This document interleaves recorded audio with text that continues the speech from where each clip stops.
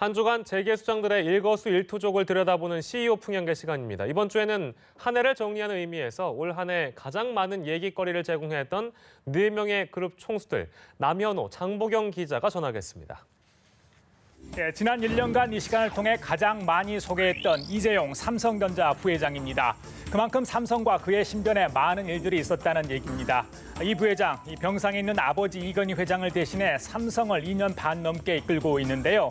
지난 10월 삼성 입사 후 26년 만에 등기이사에 선임되면서 책임 경영에 첫 발을 떼기도 했습니다.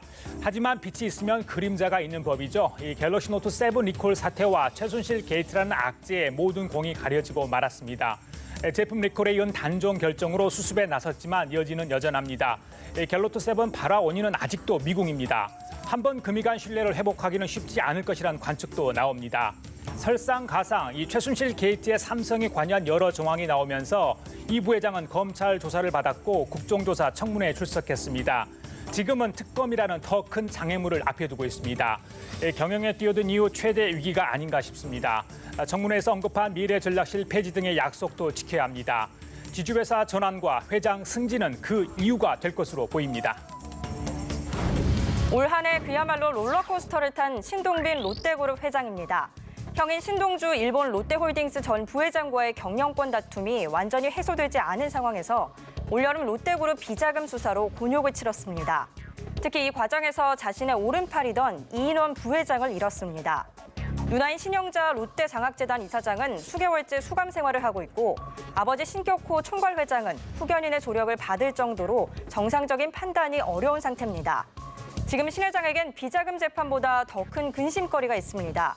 최근 신해면세점 추가 사업자 심사에서 롯데면세점 월드타워점이 뽑혔지만 정부의 사업자 추가 선정에 특혜가 있었다는 의혹을 받고 있습니다. 최순실이 주도한 미르K 스포츠재단 지원 대가와 관련이 있는 것 아니냐는 겁니다.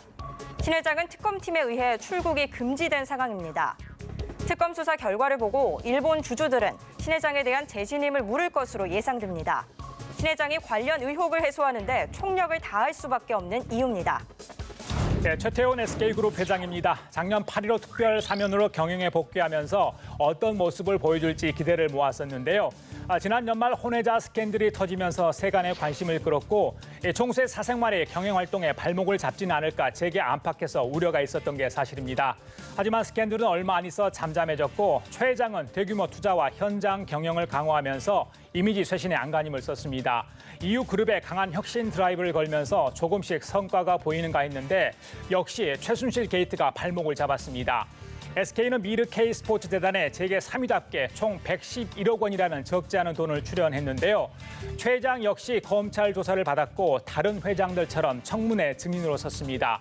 지금은 특검에 의해 출국 금지 리스트에 올라 있습니다.